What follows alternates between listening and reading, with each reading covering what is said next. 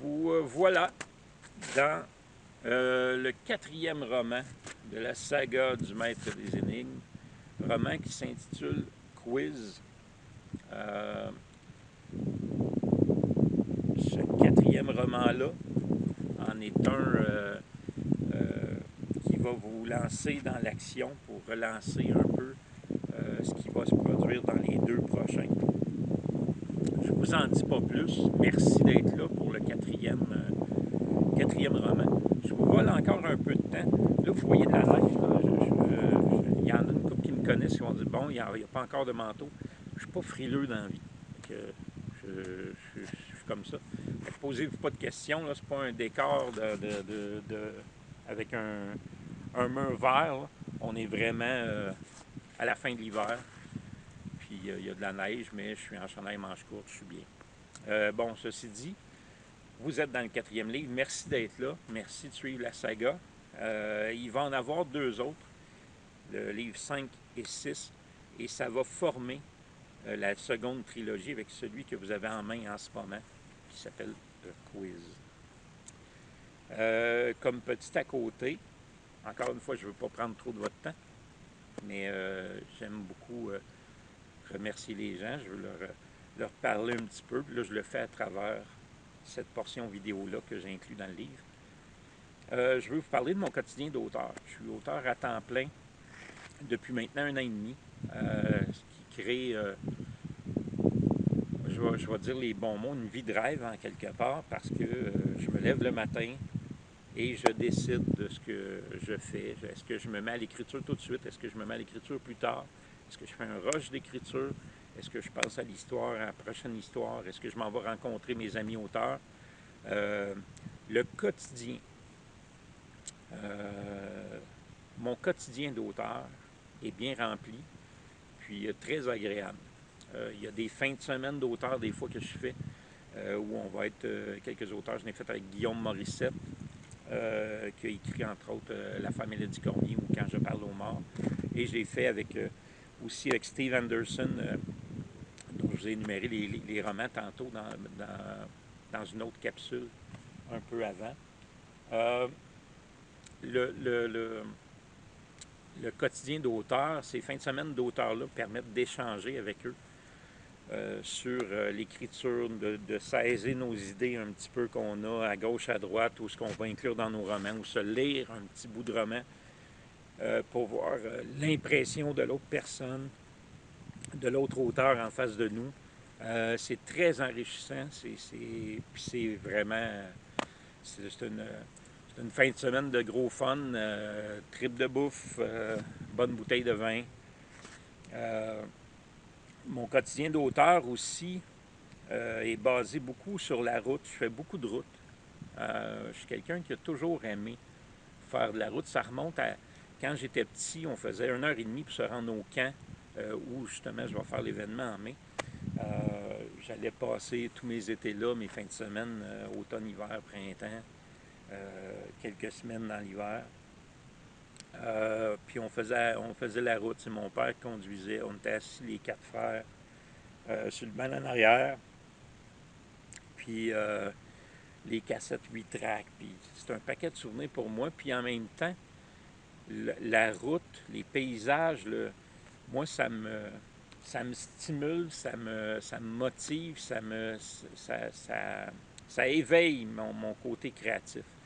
Donc, en auto, quand je fais des longues raids, ça me permet beaucoup de... D'ailleurs, le compte que je vais faire, qui dure 1 heure et demie, 1 heure et quart, 1 heure et demie, le compte que je vais faire autour du feu ou dans les cafés, je l'ai créé entièrement à l'intérieur du véhicule. Évidemment, je reste prudent pour la conduite, mais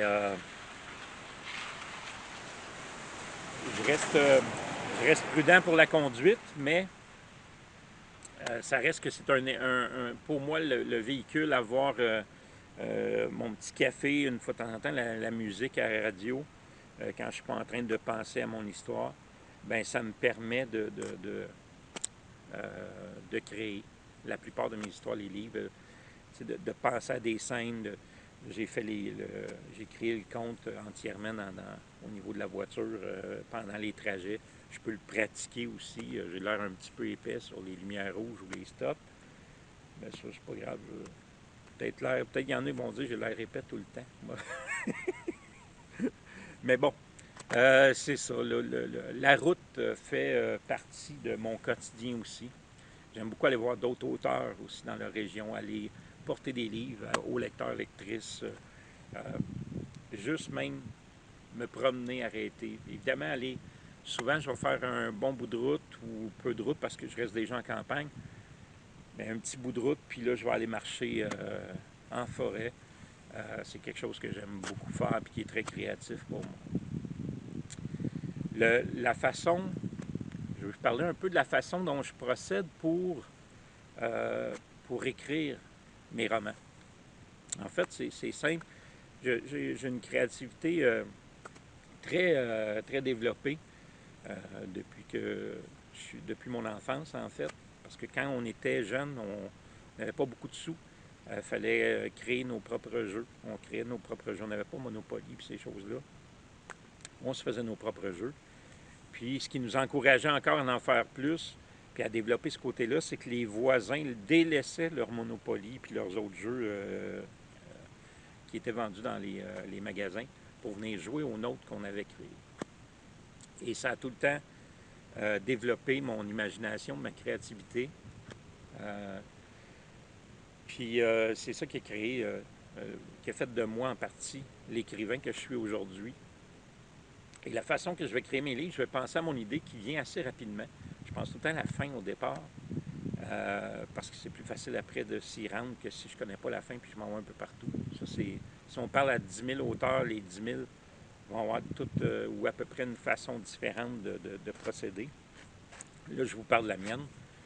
Mais ça reste que, pour moi, une fois que j'ai ma fin en tête, parce que j'ai pensé peu importe où, dans la voiture, ou à ce moment-là, je vais souvent me taper une journée dans un spa détente, un spa santé, où pendant toute la journée, je vais passer entre le spa, le sauna, puis une chaise de détente.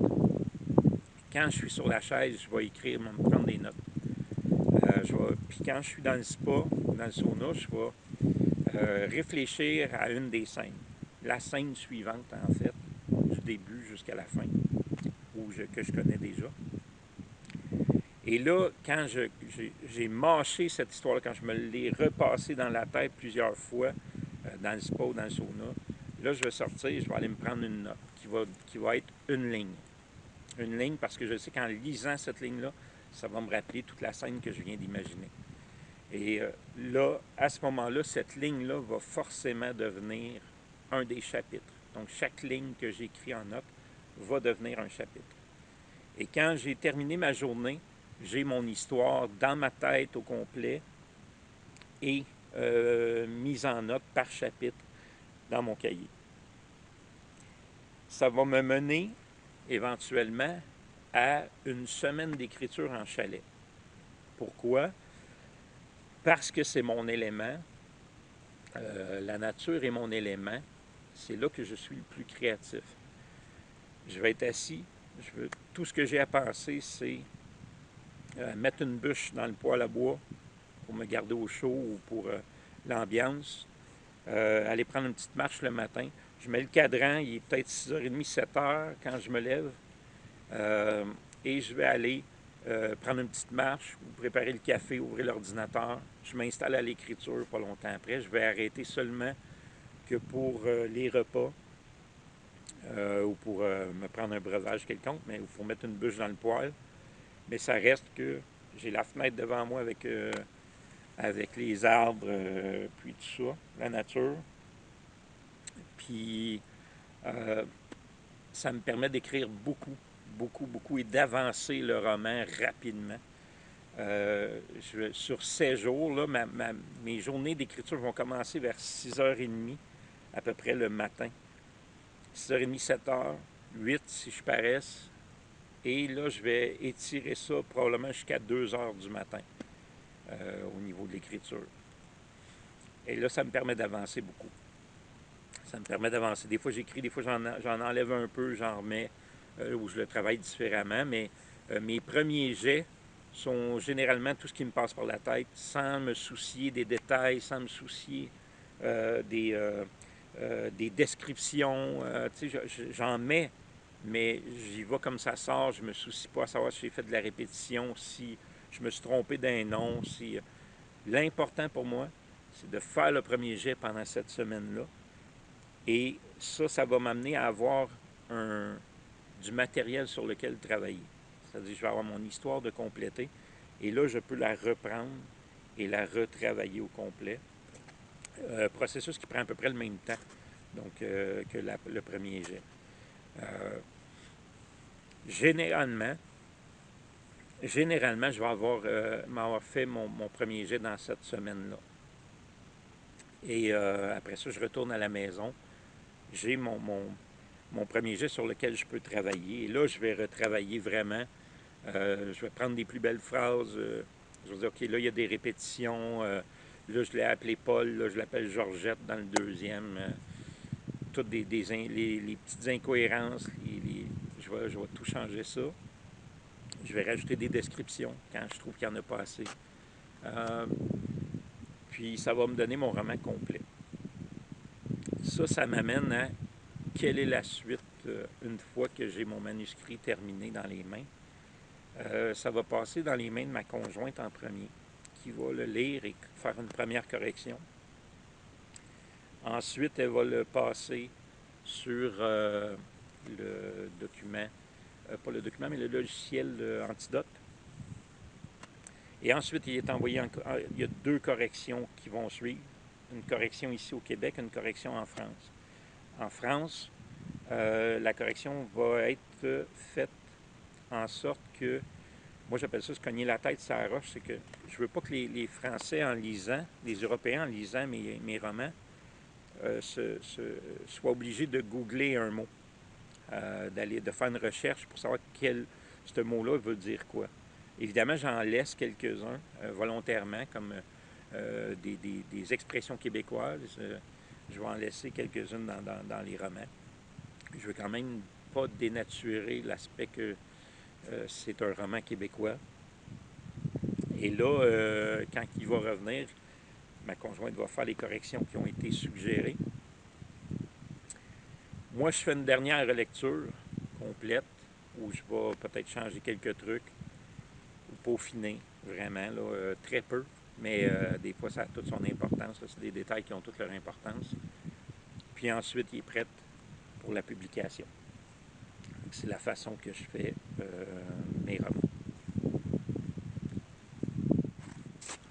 Vous êtes donc dans le roman Quiz et je vous souhaite une agréable lecture. Puis un gros merci à vous de suivre la saga encore une fois. Puis j'espère que vous allez aimer ça. Bye!